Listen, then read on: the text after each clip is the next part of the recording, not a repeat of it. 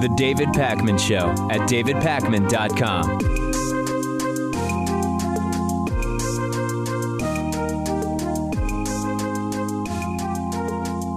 I was sort of surprised by the vice presidential debate yesterday in a few ways. There was no doubt that Mike Pence was more knowledgeable and competent with regard to political issues. And early on in the debate, it was very clear that Tim Kaine seemed not quite on his game, and Pence was doing well, at least in terms of the way that it appeared and sounded, as usual in the way it is with Republican candidates, if you don't listen too specifically to the words that they're saying. But later in the debate, Mike Pence really started to sort of fall apart, Tim Kaine really brutalizing him, and the best tactic that Kaine used, the most devastating way that Kaine was able to score points on Mike Pence, was that Kaine kept putting Mike Pence in the position to have to defend or very clearly not defend Donald Trump's ideas and statements. And in many ways, the vice presidential debate is effectively about the two top surrogates for the campaigns making the case for the person at the top of the ticket, Tim Kaine for Hillary Clinton and Mike Pence for Donald Trump, the Republican. And when you were there primarily to tell voters the person at the top of the ticket is fantastic, and by the way, if something were to happen to them, I'm competent too. Mike Pence didn't do that because Tim Kaine time and again asked him to defend past statements of Donald Trump's, and Mike Pence didn't do it. Sometimes just redirecting, sometimes denying that Trump ever said it in the first place. So one example was this idea of, well, it's okay if more countries have nukes, more countries deserve to have nukes. Trump talked about Saudi Arabia and other countries. Mike Pence taking the approach of just denying that Donald Trump had ever said that. This was sort of his tactic, I guess partially hoping people in the audience wouldn't look it up because, as usual and completely predictably, the Hillary Clinton campaign has already put out a similar video to the one they did after the first presidential debate saying basically verbatim, here are the denials from Mike Pence, and then here is video of Donald Trump saying these exact things. Now, I want to remind you that for those of you who have seen the online articles which say, oh, well, Mike Pence won the debate, I don't disagree with that, Pat, if you're just looking at tone and style, which I think is similar to what you came away with. Yeah, absolutely. If you don't watch the news every day, I could see how you would come away thinking that Pence won because he just did much better job at just performance. But if you look at the points and break them down, I mean, Pence was not able to defend any of Trump's record. No doubt about it. And this is one of those areas. I know that it's in a way, it's a shame that we have to talk about more than just the substance. But we know, dating all the way back to, I don't know, the Kennedy-Nixon debate, that the optics of these debates really matter. And Tim Kaine, I don't know if partially it was the way he had his chair positioned or the cameras, but when he would look at what was clearly the debate moderator, Elaine Quijano, it created a very weird angle in terms of the split screen with Pence, like he was almost looking away in a way that just didn't look quite right. He shifted in his seat a lot. He had sort of nervous smirks and smiles, which, hey, I understand when you've got Pence there just lying through his teeth about what Trump didn't say. Did you get that same sense that the way Kaine looked seemed uncomfortable? Yeah, I absolutely did. And you could tell that Pence, his shoulders were squared to the camera, and he would actually make eye contact with the camera every now and then. Yep. Whereas Kaine kind of seems kind of smarmy at times, kept interrupting, and I think that didn't really play well with a lot of the people watching. Now, what Kaine did really well is he offered a list of insults that Donald Trump has used about other people, and what was interesting was Pence didn't really take the bait in the way that when Hillary Clinton would say things that she was trying to elicit a reaction from Trump on. Trump clearly so much less disciplined than Mike Pence. Trump took the bait just about every single time. Now, I want to get here to this is going to be some video, and I have to explain this to you because it's so insane. Tim Kaine listed a bunch of insults and statements made by Donald Trump, and all of them are based in fact and completely defensible. Mike Pence did something which is either brilliant or stupid, okay? Pence acted as if Tim Kaine was just rattling off insults. All he was doing was quoting Trump. And Pence did, I don't know if this slipped under the radar, and when people maybe less sophisticated news consumers thought Pence is right, Kaine is insulting people. All Tim Kaine does is quote Trump, and then Pence accuses Kaine of using insults. Take a look at this video. Donald Trump. Donald Trump can't start a Twitter war with Miss Universe without shooting himself in the foot. Donald Trump doesn't have a plan. He said, I have a secret plan. And then he said, no more than all the generals about ISIL. And then he said, I'm going to call the generals to help me figure out a plan. And finally, he said, I'm going to fire all the generals. He doesn't have a plan. But he does have dangerous ideas. Here's 4. He trash talks the military. The military is a disaster. John McCain's no hero. The generals need all to be fired, and I know more than them. He wants to tear up alliances. NATO is obsolete and will only work together with Israel if they pay big league. Third, he loves dictators. He's got kind of a personal Mount Rushmore. Vladimir Putin, Kim Jong-un, Muammar Gaddafi, and Saddam Hussein. And last and most dangerously, Donald Trump believes that the world will be safer if more nations have nuclear weapons. He said Saudi Arabia should get them, Japan should get them, Korea should get them.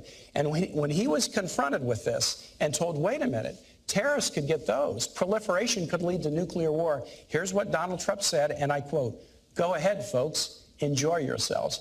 I'd love to hear Governor Pence tell me what's so enjoyable or comical about nuclear war. Governor Pence. Did you work on that one a long time? Because that had a lot of really creative lines in it. Well, I'm going to see if you can defend any of it. Look, I can defend. I can make very clear to the American people. After traveling millions of miles as our Secretary of State, after being the architect. Yeah, so that actually wasn't the insult clip. We'll get to I got ahead of myself. We'll get to the insult clip later. This is the one where Pence didn't defend anything, right? He said, I can defend all of that stuff. He defended absolutely none of it. He instead shifted into some basic foreign policy talking points. And the reason Pence didn't defend it is because it's indefensible. There was no rational basis on which this accumulation of ideas from Donald Trump over the campaign can be defended.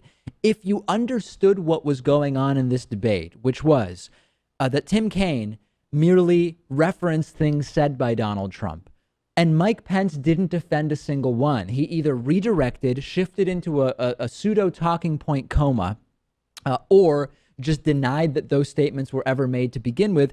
This was devastating for Mike Pence. But yes, based on optics alone, I sort of understand how you could come away thinking Mike Pence won. He seemed sort of calmer, more relaxed, and more polished on that stage. Okay, now I want to get into this issue of the insults from the vice presidential debate. Tim Kaine first brought up the accusation that his opponents were relying on insults during the campaign. He said, this has been an insult-riddled campaign, I'm paraphrasing here, by Donald Trump and Mike Pence. And one of Mike Pence's sort of reflexive, almost tick-like lines during the vice presidential debate last night against Tim Kaine was accusing Hillary Clinton of being insult-driven, while denying that the Trump campaign was getting involved in any insults. And something he did really brilliantly here, and brilliantly if we're evaluating this based on low information, lowest common denominator voters, is after Tim Kaine provided a really extensive and accurate list of the ways in which Donald Trump has insulted people, Mike Pence reacted as though Tim Kaine mentioning those insults was insulting or offensive. And this, it's so stupid, right? I mean, it's so base. And it's shocking to me that Pence would even think to do it. But in the same way that Donald Trump clearly thinks a lot of his supporters aren't that smart, otherwise he wouldn't even try to get away with half the stuff he tries to get away with, Mike Pence must also have a pretty low opinion of his supporters or of the average voter. Because if I say to you, someone called me an idiot, I'm not insulting anyone. I am merely reporting that I've been insulted. And Mike Pence was able to just turn it around and say, listen to all those insults coming out of Tim Kaine's mouth. Let's take a listen to this and see how you think it went. Donald Trump during this campaign has called Mexicans rapists and criminals. He's called women slobs, pigs, dogs, disgusting. I don't like saying that in front of my wife and my mother. He attacked an Indiana-born federal judge and said he was unqualified to hear a federal lawsuit because his parents were Mexican. He went after John McCain, a POW, and said he wasn't a hero because he'd been captured. He said African Americans are living in hell, and he perpetrated this outrageous and bigoted lie that President Obama is not a U.S. citizen. If you want to have a society where people are respected and respect laws, you can't have somebody at the top who demeans every group that he talks about. And I cannot believe that Governor Pence will defend the insult-driven campaign that Donald Trump has run. I have to tell you, I was listening to the avalanche of insults coming out of Senator Kaine a minute ago. These were Donald. He says, hold on a second. It's my Governor. Time, Senator. It is, in fact, the right. I governor's time. apologize. This is your 2 minutes. Thanks. I forgive you. Yeah.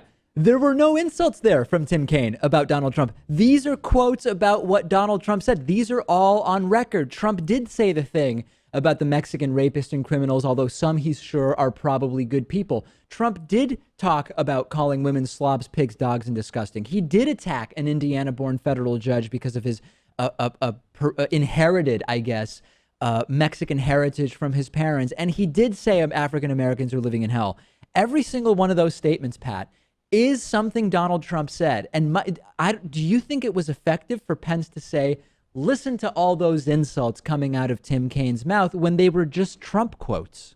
Well, it was effective to people that may not follow the news every day. Yeah. But I mean, Pence had an impossible job here. Most of the stuff that Trump has said, there's no way around it. You can't defend that. Yeah, in a way, I don't actually feel bad for Pence because he agreed to this nonsense.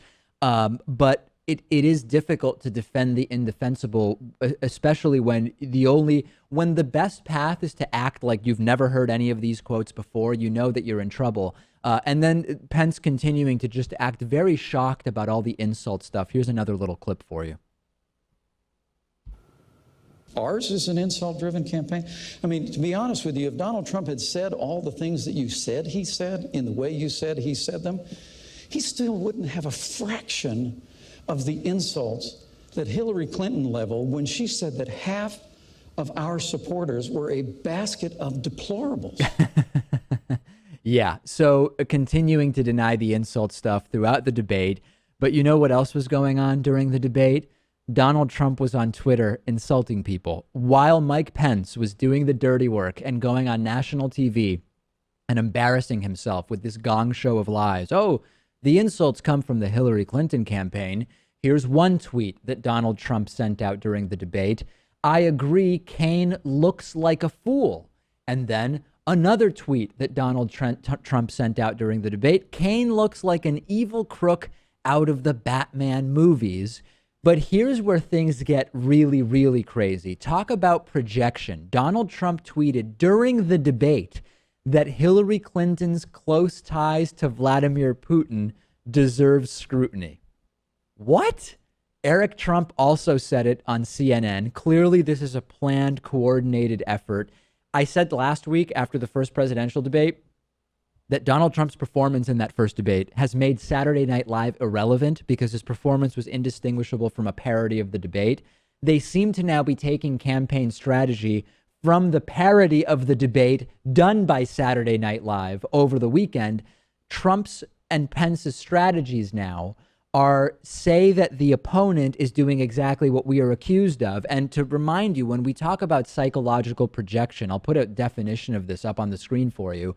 Psychological projection is a theory in psychology in which humans defend themselves against their own unconscious impulses or qualities, both positive and negative, by denying their existence in themselves while attributing them to others. For example, a person who is habitually rude may constantly accuse other people of being rude. It incorporates blame shifting. For example, when Fox News says everybody else is biased, we're fair and balanced.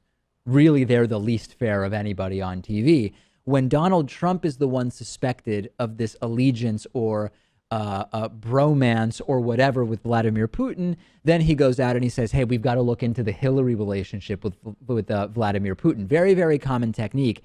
At first, I was convinced Trump is actually the moron here. But the more I observe this, the more convinced I am that Donald Trump and Mike Pence just think that their supporters are morons. And whether you say 50% of them are part of the basket of deplorables or not, at this point, there are basically three ways that I would understand a vote for Donald Trump. Number one, you might just be uninformed or incompetent, right? You might just not really understand what it is that's going on here. You might not understand their positions or what it is that they believe, et cetera.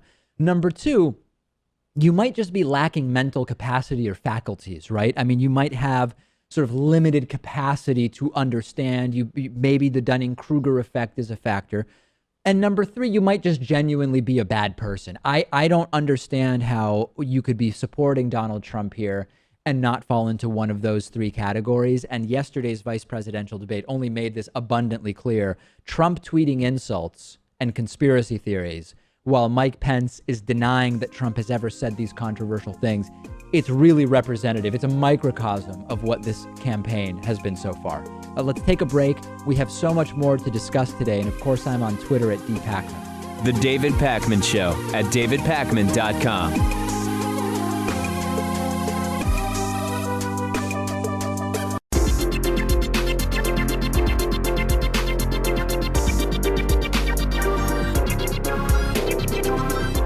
The David Pakman Show at davidpakman.com.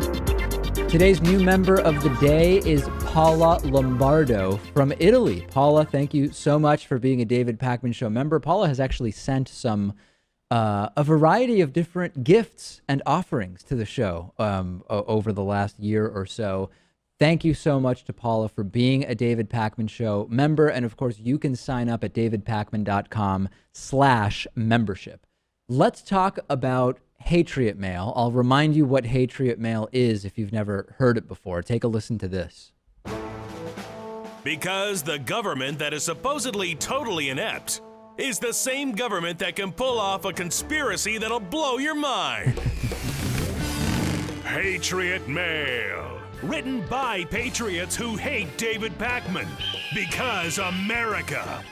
And because freedom. Yeah, I had sort of a difficult time selecting a Hatriot Mail this week because it's been insane. The Hatriots have clearly been incredibly emboldened by what is going on in the national presidential race.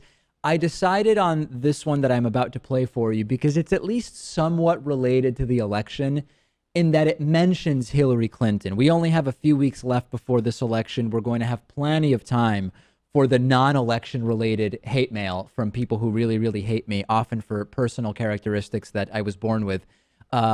We will now listen to this week's Hatriot Mail. You are a socialist, David Pakman Show.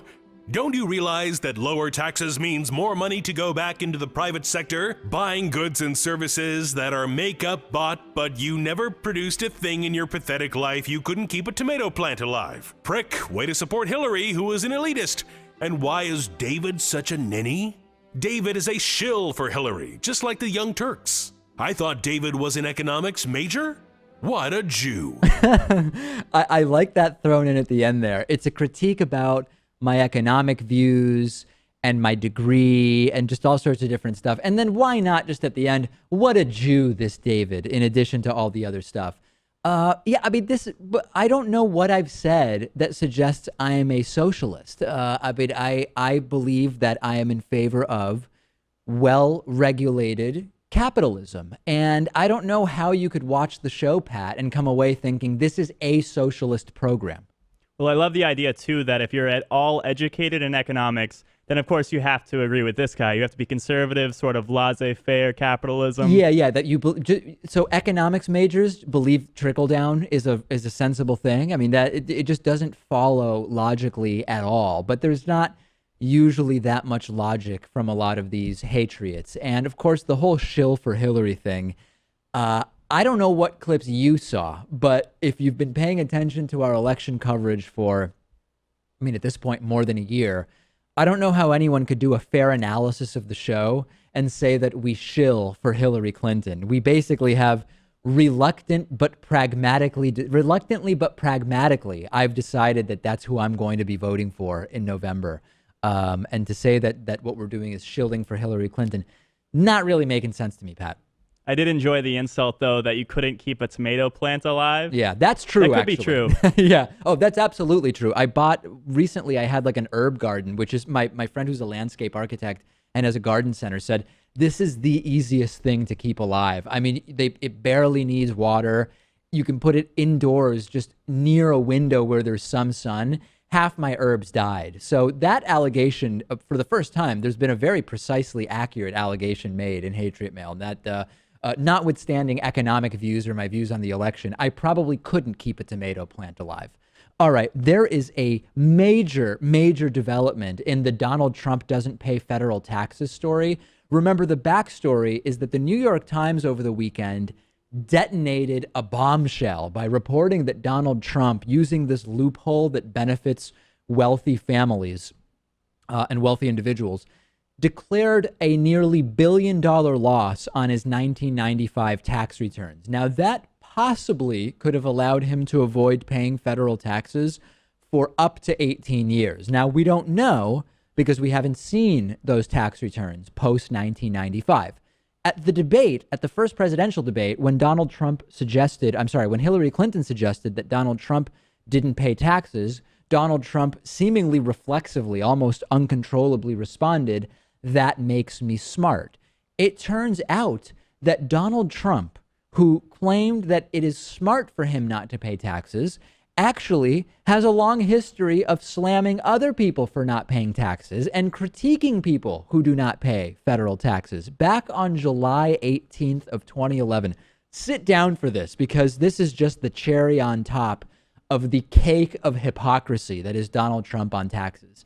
2011, July, Trump appears on Fox News and he was asked about a comment President Obama made that rich people should make some sacrifice for the country by paying more in taxes. Listen to what Donald Trump said on Fox News.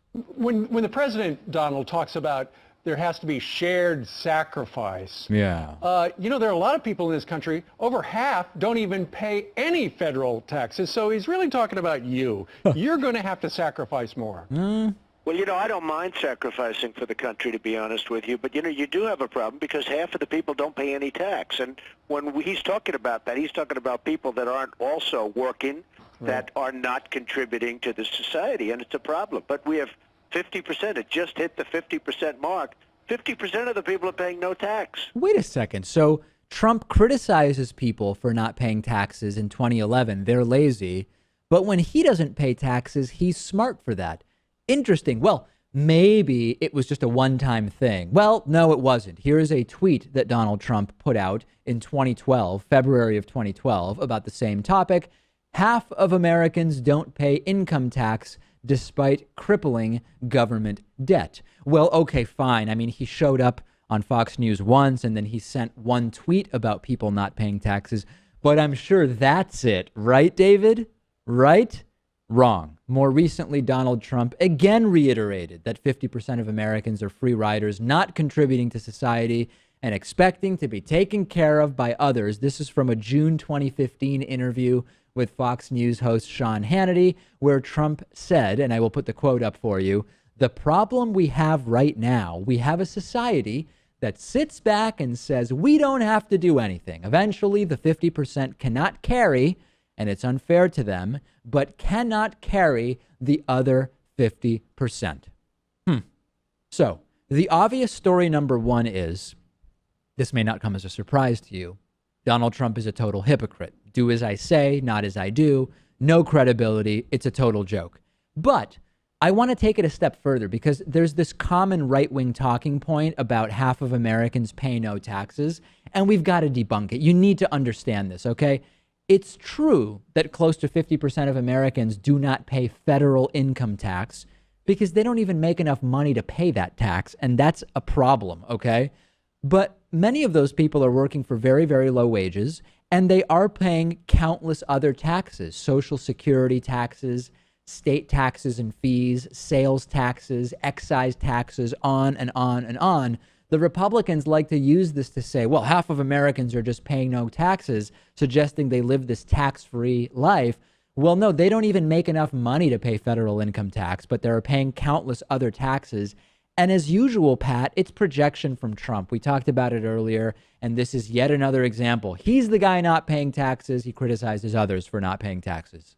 Yeah, it's a classic case of projection, and there's so many other examples you can go to. The pay-for-play scandal that he criticized the Clinton Foundation for. Yeah. Turns out the Donald Trump Foundation had to cease and desist. Yep. And there's so many insulting other people, saying that people are mean to him, where he does the same thing. Yeah, the one that sticks out to me is when he suggested that Megyn Kelly, the primary debate moderator, was bleeding from her private parts, and said other vile things. And then after the fact said, Megyn Kelly, she was really not nice to me. She's been not nice to me. Yeah, it's there's zero credibility whatsoever. And this tax issue, I'm now genuinely wondering how bad what's in Trump's taxes is. And I'm thinking, if when this entire thing started, Trump diffused it, prevented it from building into this gigantic elephant in the room that it now is, and just released the taxes, it would have had to have been really bad, what was revealed by those taxes,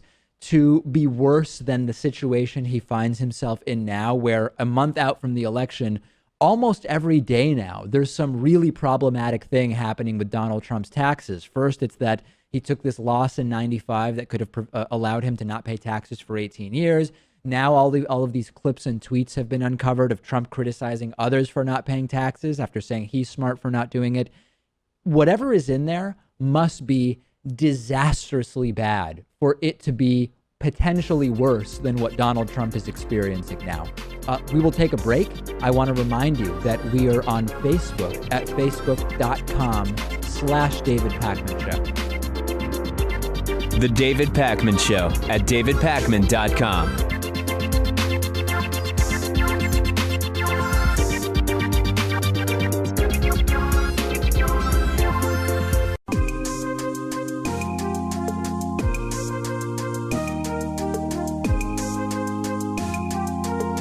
Welcome back to the David Pakman Show. It's great to be joined today by Dr. Elad Yom Tov, who is a principal researcher at Microsoft Research. He studies what internet data can tell us about health and medicine. He is also the author of Crowdsourced Health, How What You Do on the Internet Will Improve Medicine. Dr. Yom Tov, it's so great to have you on. We talked about this a little bit a year or two ago in the context of predicting or tracking flu breakouts in the United States. But let's approach this more generally first. Give us a sense of some of the different areas in which internet search data can be used to learn about health and medicine. So perhaps we should start by saying what do we mean by internet data? And roughly speaking, it's what we generate, the data that we generate when we browse the internet. And this can be things like the search queries that we ask Google or Bing or Yahoo. It can be the things that we write on social media, on Twitter or Facebook. And sometimes it's the things that patients will write on patient forums and things of that nature. And over the past several years, we've realized that these data are actually a boon for medical research, and they can help in, roughly speaking, three main areas. The first, as you mentioned, is things like the flu, where many people will use the internet to ask about the flu, but many fewer people will actually bother visiting the doctor. So we essentially see or have data from many more people who have the flu than traditional medical researchers. Another area is when we want to have people reporting things to us which they find difficult to report. This can be because they're embarrassed by it, or because they just don't realize that these are things that are related to one another, and I can give an example later. And the last is when the internet is the primary source or the primary point at which people interact when they want to find some information about some medical condition, or when they go online in order to chat to other people about their medical conditions. So my first question is more of a logistical question, which is, as a researcher looking into this data, how do you account, for example, for adjusting data for more or less internet access, for example? So if you were to look at data about, could be flu, but there's probably better examples that might be more regionally oriented or impacted. How do you account when you analyze the data for the reality that a population that may have a higher incidence of a particular condition or symptom may have a higher or lower rate of access to the internet in the first place, just as an example of how you would manipulate or evaluate data? So in some cases, we know how many people have access to the internet and how many of them actually use the internet to search for that medical condition. But in other cases, I mean, if you take the extreme, if people don't go online, we will never see them. But that is becoming a smaller and smaller minority, both in terms of income and in terms of age, where we had problems in the past, but they're slowly disappearing. We do know how different demographics of people access the internet, and so we can compensate for these kinds of effects. It's not always critical to do that if you're looking at a specific population and you just want to be able to say something about that population. In others, it's very important to be able to say this represents a very specific portion of the population, and we know how to adjust for that. When it comes to the flu vaccine, and this is sort of on my mind, I recently got my flu shot earlier this week, and it's one that is often mentioned when we talk about using search trends to make some assessments.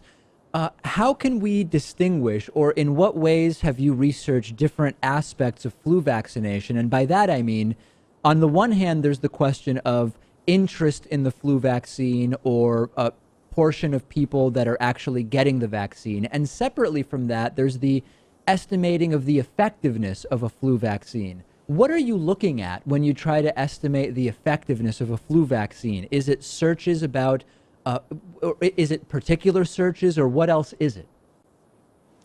So it's really a combination of all of the above. The first kinds of research that used internet data to look at the flu tried to estimate how many people actually have the flu in a given area at a given time. And Google had a website called Google Flu Trends, which tried to report this. And the way that this was done was to say, let's count the number of people asking about specific issues related to the flu in each of these geographic areas. We have looked at a slightly different question, which relates to the flu vaccine, and that was specifically in England, where they ran a very interesting vaccination campaign to vaccinate children, primary school children, against the flu, where the question was, is this an effective way to prevent the flu, not in these children so much, but in, say, older populations and younger populations, which are more at risk if they actually suffer from the flu. And they ran a very interesting experiment where they vaccinated these children in 7 cities in England and did not vaccinate in all the rest of England. And then they came to our collaborators and to us and asked, was this vaccine effective? And what we did was to compare the number of people who were asking about the flu in these 7 cities compared to people in other cities. Of course, we had to compensate for demographics and for other factors, but the end result was that we were able to show that indeed this vaccine was highly effective in preventing the flu. It reduced the number of cases by between 25 and 30%. Give us some examples of sort of the exciting advancements that may come from this type of research. I mean, I think one side of it is what can we sort of assess looking in the rearview mirror about incidents of something or what we've been talking about so far. But in a more forward-looking way, what sort of doors are opened by being able to do this type of research?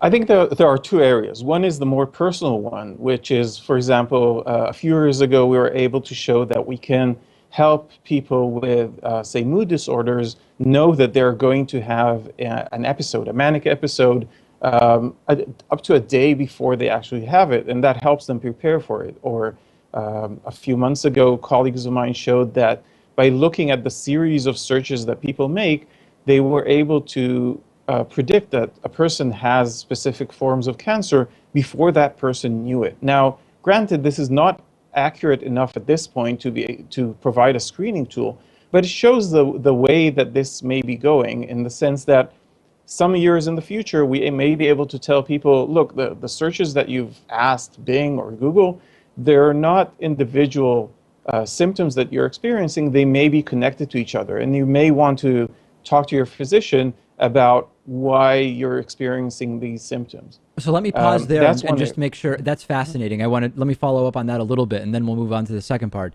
So conceivably, if there was enough data to say that, when people search for X, Y, and Z in this particular way within some span of time of each other, even if they are not aware necessarily even that these symptoms or searches are related, we might be able to have enough data where those searches together could be seen as establishing that someone is at particularly high risk for a condition that may not even be obvious to them based on those searches. And your browser or whatever tool you're using might be able to say, hey, you searched for this 2 weeks ago and this a week ago and this today. You should talk to a doctor about whatever it is that they might be at risk for. Is that the idea? Yeah, so with some forms of cancer, let's say ovarian cancer, the symptoms are benign, and each of the symptoms by itself does not cause people to worry, or does not cause them to worry enough to go and see a physician.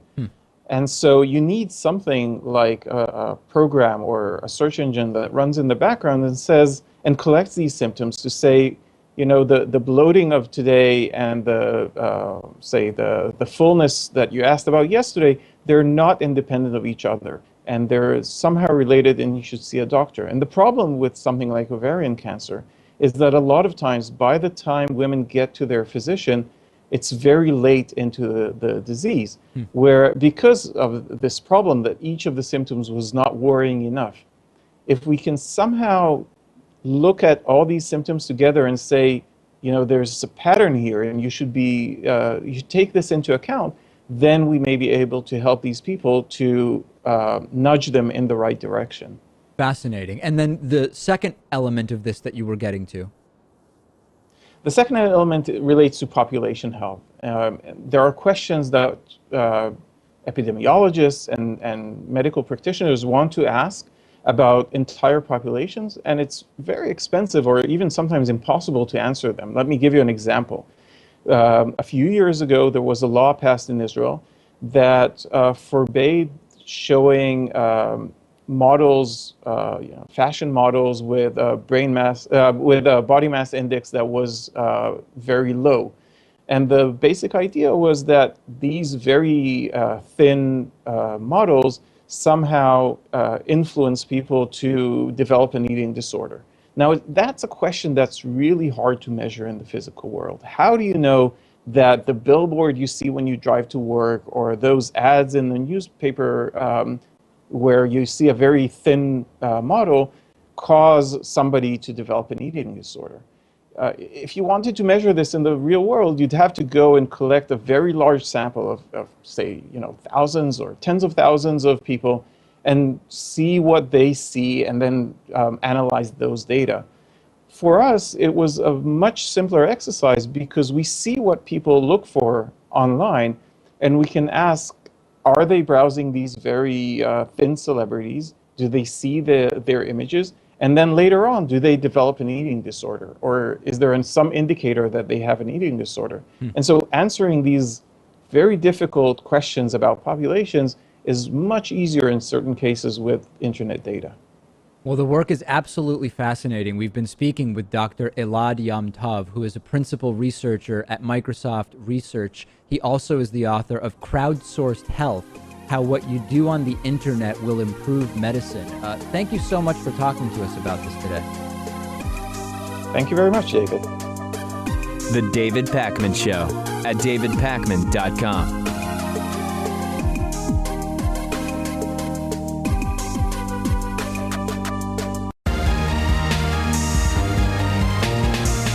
The David Pakman Show at davidpakman.com.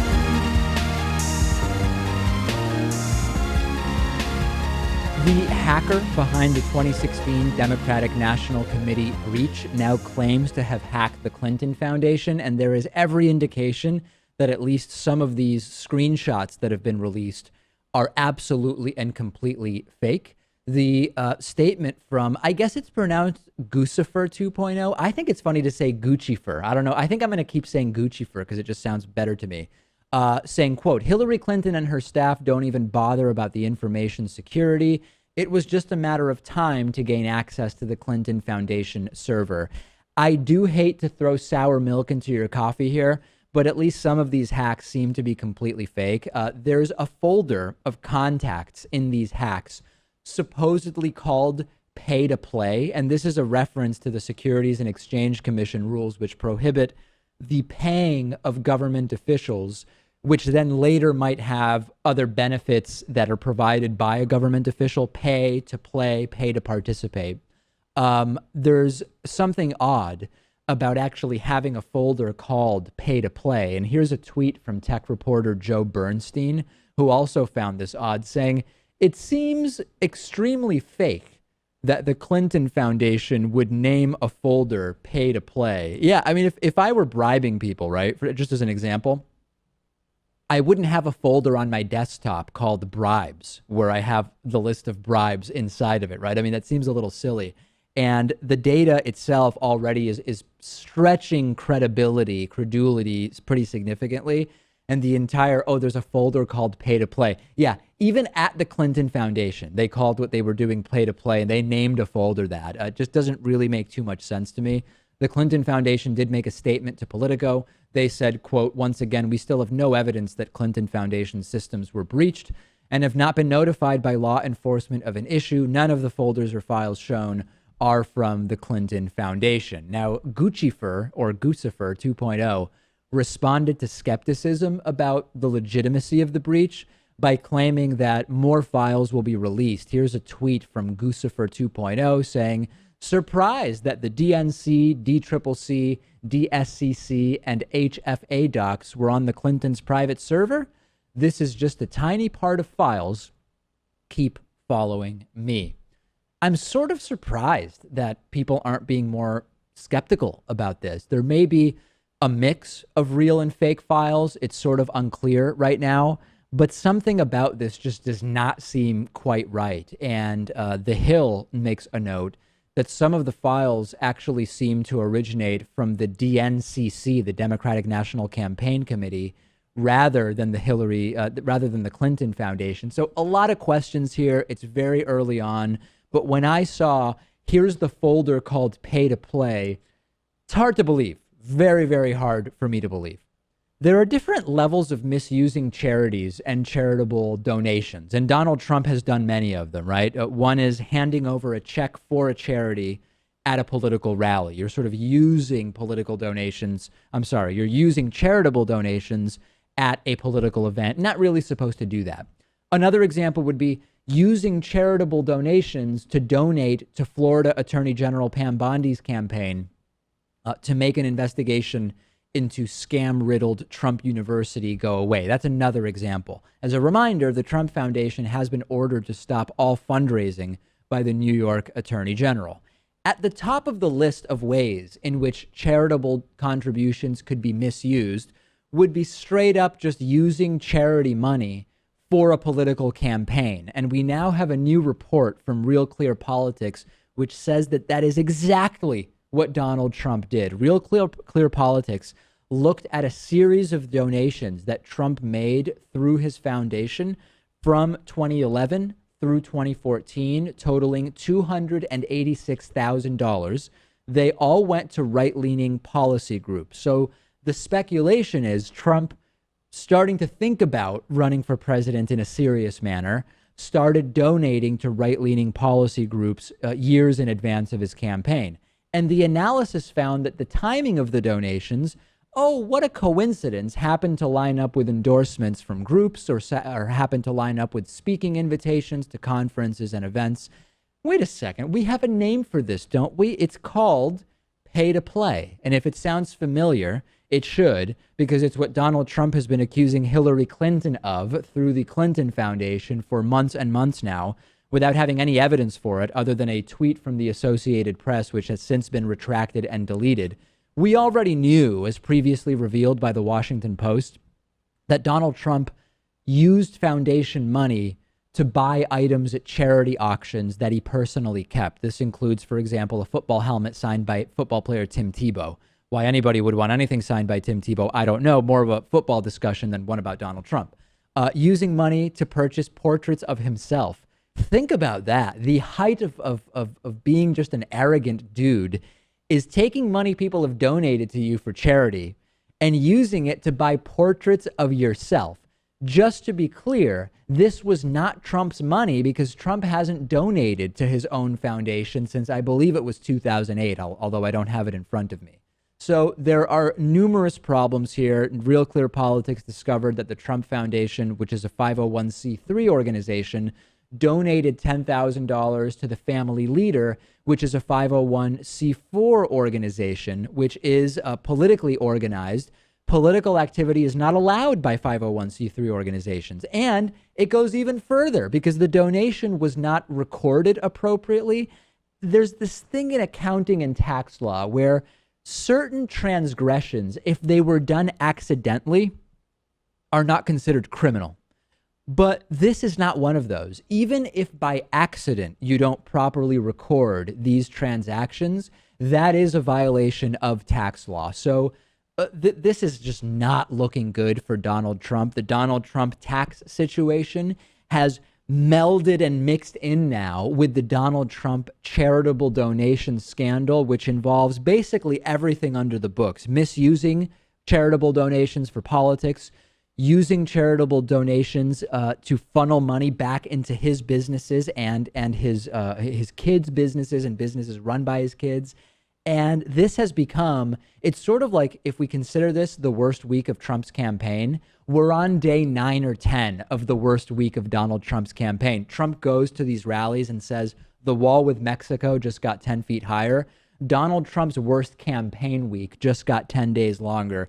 This is really, really, really not looking good for Trump. I don't know what else to say. If you want to chime in, Pat, by all means. And of course, we also know that Trump by himself is not a very charitable person. No. Of course, we'd know more if he released his tax returns, but he's been coined as the least charitable billionaire. Yeah, that's in my list of ways in which Trump has problems with charitable donations. I forgot to mention that many, many, many donations that Trump sort of generally touted were looked into by David Farenthold. He actually called a lot of the nonprofits that Trump at some point claimed to have donated to. Many of them said, not only has Trump not donated to us recently, we have no record of him donating to us, period. And that is very, very disturbing. Maybe his supporters will care. I don't know. I have very low expectations at this point for whether anything that Trump does or is discovered to have done will influence people who have committed to voting for Donald Trump. I have a voicemail number. That number is 219-2-DAVID-P. Here's a voicemail I received yesterday or early this morning about the vice presidential debate between Tim Kaine and Mike Pence. Hey, David. I was watching the debate last night, and I don't really understand why the media keeps saying that Mike Pence won the debate. Yeah. Am I missing something? It seemed like Mike Pence was just whining and lying the entire time. How was this a winning strategy? Yeah, I mean, as we mentioned, the optics were that Pence was presented physically in a way that seemed more confident than Tim Kaine.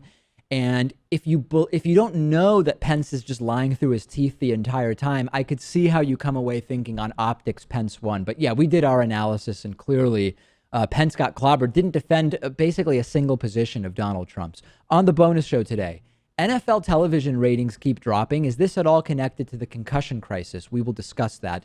And also, we will talk about an effort to stop wasting food partially by cutting back on portion size. Those stories and more on today's bonus show. Remember, there is only one way to sign up for the bonus show: become a member and get instant access to all of these great member benefits. And it happens to be by going to davidpakman.com/membership. If you want, because today was a Hatriot Mail day, you can use coupon code Hatriot40, that's HATRIOT 40, to get a nice discount off of your membership.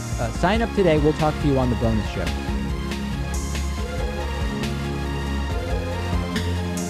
The David Pakman Show at davidpakman.com.